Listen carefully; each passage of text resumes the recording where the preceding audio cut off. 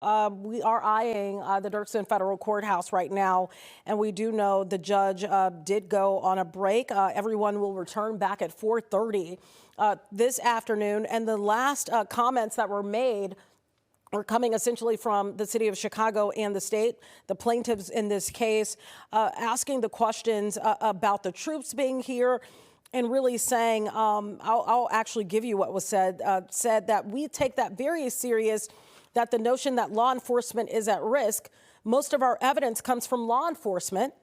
See how that's being perceived. That's irreparable harm. Troops are already here and will be at the courthouse tomorrow. That's irreparable harm. Ask that you grant injunction in support of terms. We want to bring in Anita Blanton, who's been in that court room since around 11 this morning. Anita, we're looking at, the conversations that are happening inside the courtroom, getting your text messages. We can't really see, the expressions there. It seems like the judge a little bit frustrated at times with the defendants in this case. Can you speak to the fact of what the judge's demeanor was like? Because she asked a lot of questions, asking for concrete proof of what the defendants are saying that, Chicago is violent, saying the National Guard troops should be here. Yeah, she was definitely frustrated by many things. She came in right at about 11:08 this morning, and she said she had a list of questions. Some things trying to drill down the definition of certain things, like what is a rebellion, because that's, of course, a part of the argument in this case. Again, the state of Illinois, the city of Chicago versus Donald J. Trump and his administration, also there, the Secretary of the Army. So she wanted to know what exactly is a rebellion. What does that mean? Is what we're seeing in Broadview, is what we saw this past weekend at 39th and Kedzie, is that a part of a rebellion, or are we seeing something different? What is the definition of certain things? She began to ask. She had a lot of great concern when it comes to the limits of powers. That came up multiple times in terms of the request that the plaintiffs are making as to this injunction. Okay, does it mean that the federal troops or the National Guard would just be around the courthouse? Does it mean that they're allowed to arrest people? Does it mean different things? So she wanted to know, what is the scope? What is the definition? Obviously, the defendants here are asking for things to be a little bit more broad than it seems she's comfortable with. So she's asking for the exact definition of certain things that they're asking for. They began to cite things that are happening in Oregon, things that are happening in California, and asking, okay, does what we're seeing there, for instance, the Trump administration says, well, when we saw that there was an issue in LA, in their opinion, an issue in LA, because of course the mayor in LA, the governor there in California say there really wasn't an issue to bring in the Guard. But in their opinion, when we saw an issue in LA, we brought in the National Guard. They essentially held the line around federal buildings. And when we began to see that things were calming down, okay, then we began to de-escalate. We began to bring some of those guards out of that situation. And they're saying that the same thing could happen here. But again, it definitely seemed like she was very frustrated, not only by a lack of definition for multiple things, but also about the fact that so much of this has played out online.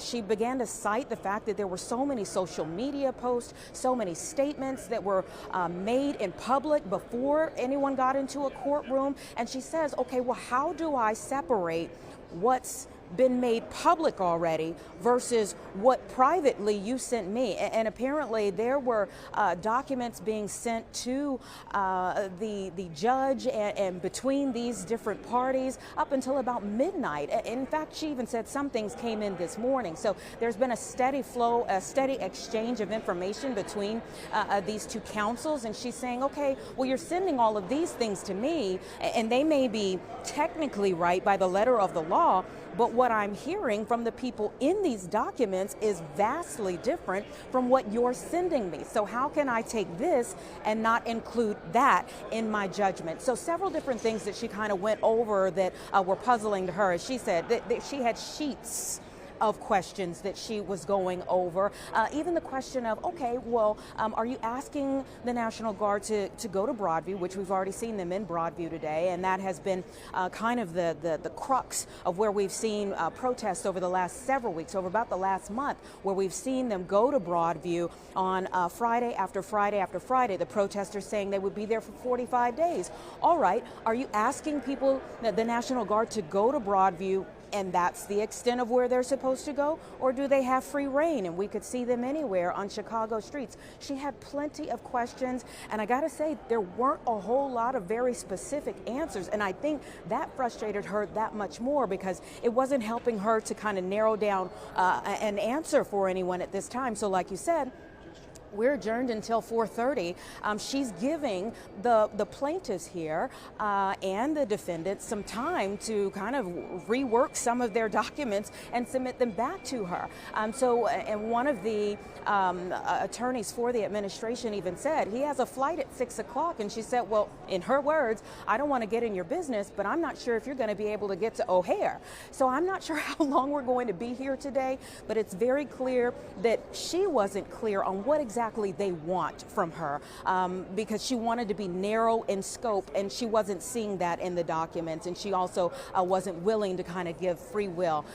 Multiple times when she was asking the administration's counsel questions, they referred back to, well, the president has great deference. In the Ninth Circuit Court of Appeals, in the Ninth Circuit, they gave him great deference. They gave him great deference. They kept saying that, but on the other hand, the state of Illinois, the city of Chicago, their attorneys coming from Kwame Raoul's office, the Attorney General, they're saying, listen, yes, of course the president has extended powers, but that doesn't mean there's no such thing as checks and balances. And what they're asking for is that the judicial system would be a check to the powers that be. Again, another frustration was the fact that the Guard is already here and they're having this conversation. The Guard is already at Broadview and they're having this conversation. And there's a question of, okay, well, if she rules against them, where does the Guard go? Do they go home? Usually they're here for like a 60-day deployment. What happens if she rules against them? Do they just go home, or does it change the scope of what they're doing? Lots of questions, not a whole lot of answers just yet. And again, we are adjourned at this moment until about 4:30. She says she may be back at 4:30 and it may be 5 by the time she's actually back in the courtroom. But we don't want to be late for her because hopefully we'll get some type of judgment today. Let me also say this. They also talked about the fact that while we were sitting in there, there were several other judgments that were made.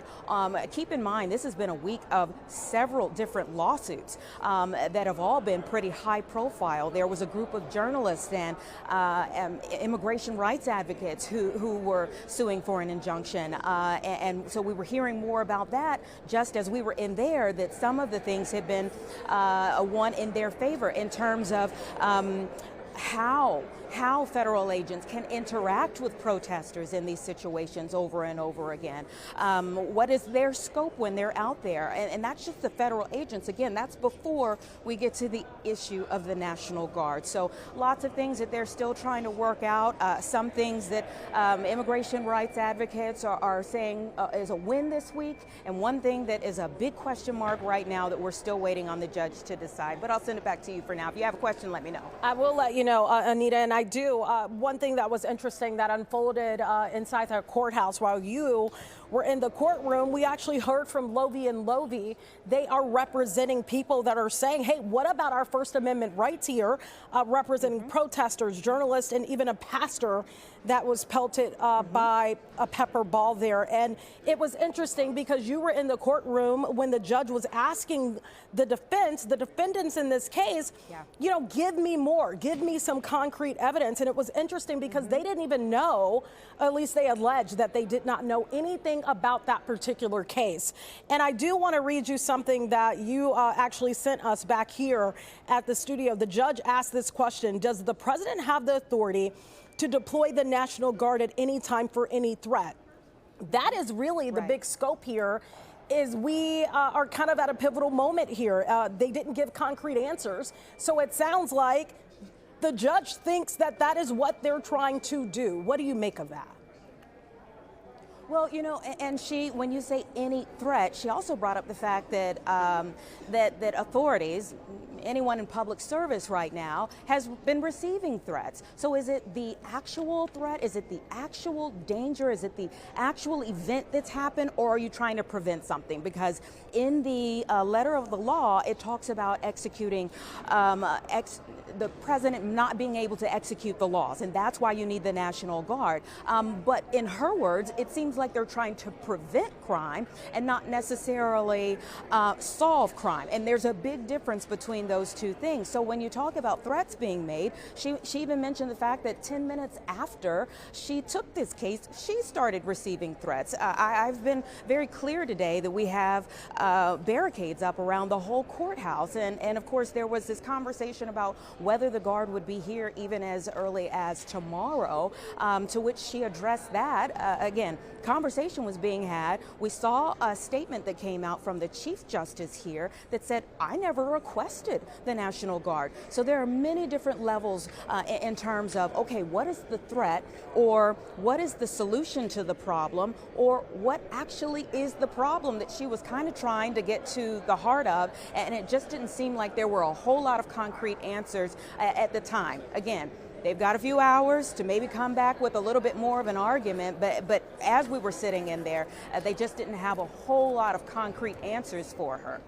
I want to ask you about this in particular, Anita. I have the lawsuit in my hand right now, 69 pages, a decent amount of articles, statements actually made by the president himself of why the National Guard should be brought into the state of Illinois, specifically Chicagoland area is a part of this. Did any of this come up when you were sitting inside the courtroom this morning?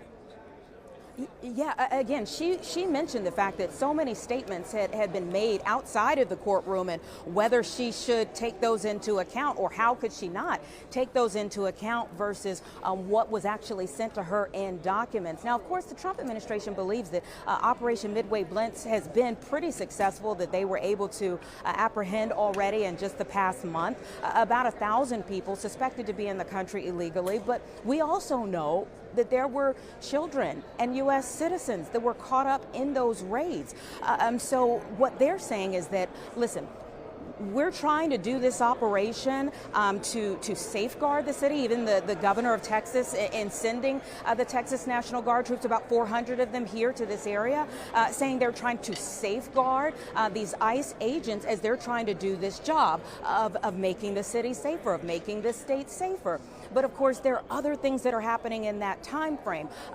One of the other things that got brought up was some of the clashes that have happened between the agents as they're trying to do their duty and the protesters that they have encountered. And there was a conversation about, or comments made about, a beard being pulled, or projectiles being thrown at the officers. But I'll tell you, the judge actually raised the point, okay, what is the catalyst? Like, what came first, the chicken or the egg, essentially?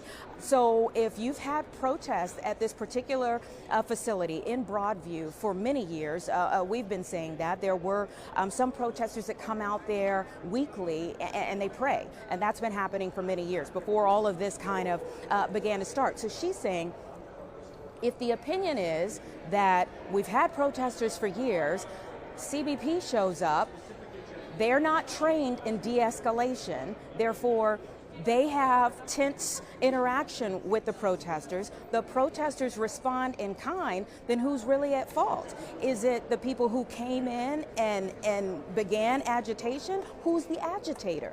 So she asked some questions like that back, and again, didn't really hear a whole lot in terms of, well, which is it? And I think she was frustrated by the fact that she wasn't getting those concrete answers in return, but certainly frustrated by the amount of conversation that's happened outside of the walls of that courtroom, and whether she's just supposed to take what's written on a piece of paper, which essentially just says over and over, give the president deference, versus what she's heard that's not jiving. The two, she says, are not in line. Right. Sounds like she hasn't heard true facts and reason for the National Guard to be here. You did mention something that I want to go back to. You mentioned the children that were zip tied. That was in that raid that happened in South Shore. where 37 people were indeed arrested. And we heard from Brandon Johnson, who was just kind of in the area where you're standing, running us through, all of the bad things that have happened since ICE agents have gotten on the ground here in the Chicagoland area. We heard from Brandon Johnson. Have you seen any other local leaders, maybe from Chicago or from the state, in that courtroom today? Not in the courtroom. The only person who was readily identifiable was Attorney General Kwame Raoul. And again, he's not the person who is making the argument today. That is Attorney Wells.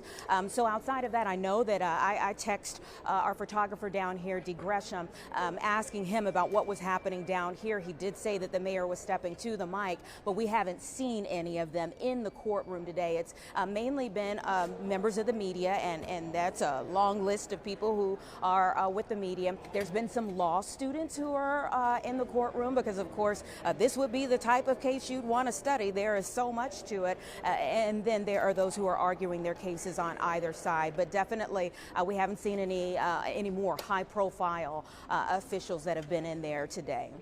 It is going to resume, Anita, in a little more than 2 hours and just under 30 minutes. What do you expect to happen there? Do you think that this will be a situation where I know the judge is allowing the plaintiffs to kind of get their paperwork together? Do you think this is a situation that will be finalized by end of business today, based on what the judge has said?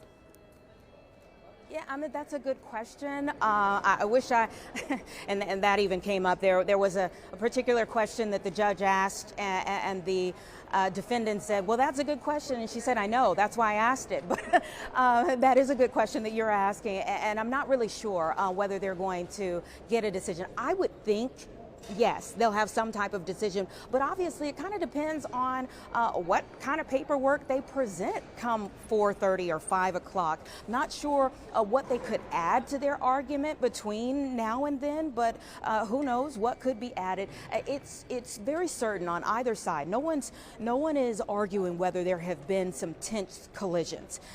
No one is arguing whether there is, the possibility that maybe more help is needed for whomever is on the ground. But I'll tell you, a part of the plaintiff's argument here, the state and the city's argument here, is that they got a lot of their information from law enforcement officers. Obviously, one of the big things that we have seen from the beginning of the week, if you really think about how we got to this point, one of the major press conferences, and there were a list of press conferences on Monday. We heard from the mayor first thing in the morning about ICE-free zones. We heard from the Superintendent Snelling by 1 p.m. And then we heard from the governor and Cook County President, Commissioner Preckwinkle. We heard from so many people on Monday, but when we heard from Superintendent Snelling, it really was about this idea of, okay, what are the limits of our local law enforcement? Where do the federal agents step in?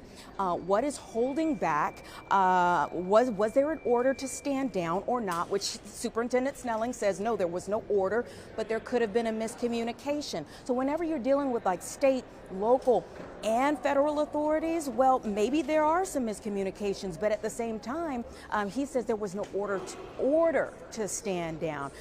But from the federal government standpoint, it's okay if you have your limits, and let me go to what Superintendent Snelling quoted. He quoted the Trust Act, and that restricts local law enforcement and jails from assisting federal immigration agents in immigration enforcement without a judicial warrant. And it says thereby limiting their collaboration in detaining immigrants solely for deportation purposes. He also referenced the Welcoming City Ordinance, which limits cooperation with federal immigration enforcement to protect the rights and safety of immigrants and ensure access to city services. And he said they are walking a fine line. So if the federal government looks at it as, if you are having a tough time walking this fine line, well, we're going to bring in people who can for sure act on these federal agents' behalf. And they're not worried about the Welcoming City Ordinance. They're not worried about the Trust Act. It is their sworn duty to follow the president's orders. And maybe that's another aspect of it that kind of gets lost in all of this. And that's that these National Guard troops, they're just like me and you. You know, they work regular jobs, but these are people who also sign up to serve at the president's behest. So when they get an order, That's all they're doing. They are going to where they are ordered to go. They leave their jobs and they come to where they've been ordered to go. And in particular, this particular guard from Texas, they are used to immigration enforcement. There is a pretty controversial but a long-term Operation Lone Star that they have been a part of for the last 4 years, and that's down at the country's border with Mexico. So many of them have been a part of that over the last 4 years before coming here. So yes, Governor Abbott says, hey, if you need help in Illinois, I'm sending them. But another aspect that the Governor Pritzker that came up today, that they say that the president, well, he's still open to the idea that Governor Pritzker, even though these National Guard troops right now are here on what's called a Title 10 order, it could, and that means it comes from the president, that they could be moved to a Title 32 order.